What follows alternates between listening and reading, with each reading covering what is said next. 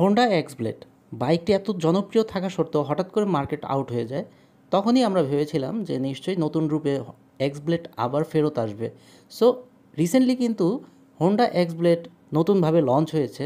কিছু চেঞ্জ আসছে, সব কিছু আগের মতো, যেমন টায়ার আগের মতো রেখে, সিটিং পজিশন আগের মতো রেখে কিছুটা এখন চেঞ্জ হয়েছে ইঞ্জিনে। যেমন হচ্ছে এখনকার ইঞ্জিন আপনি পাবেন এফআই ইঞ্জিন, আর সামনের ব্রেকিং সিস্টেমে থাকছে হচ্ছে সিঙ্গেল চ্যানেল এবিএস। আর হচ্ছে যেহেতু আপনার এফআই ইঞ্জিন, তার মানে হচ্ছে আগের থেকে বেশি মাইলেজ আশা করা যায়, পারফরমেন্স আগের থেকে অনেক বেশি ভালো হবে। This bike powered by 160cc which generated a maximum power of 13.94 bhp and maximum torque 14.7 newton metre. বাইকটির প্রাইস ধরা হচ্ছে 2,40,000। সো আপনার পছন্দের বাইকটি নেওয়ার জন্য চলে যেতে পারেন পাশের কোনো শোরুমে। সবাই ভালো থাকবেন। আসসালামু আলাইকুম। হোন্ডা এক্স ব্লেড বাইকটি এত জনপ্রিয় থাকা সত্ত্বেও হঠাৎ করে মার্কেট আউট হয়ে যায়। তখনই আমরা ভেবেছিলাম যে নিশ্চয়ই নতুন রূপে এক্স ব্লেড আবার ফেরত আসবে।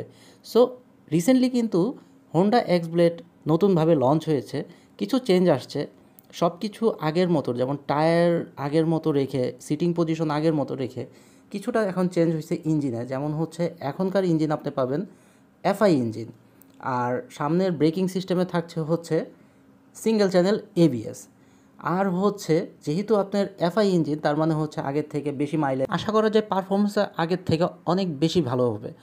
This bike powered by 160cc which generated a maximum power of 13.94 bhp and maximum torque 14.7 newton metre. বাইকটির প্রাইস ধরা হচ্ছে 2,40,000। সো আপনার পছন্দের বাইকটি নেওয়ার জন্য চলে যেতে পারেন পাশের কোনো শোরুমে।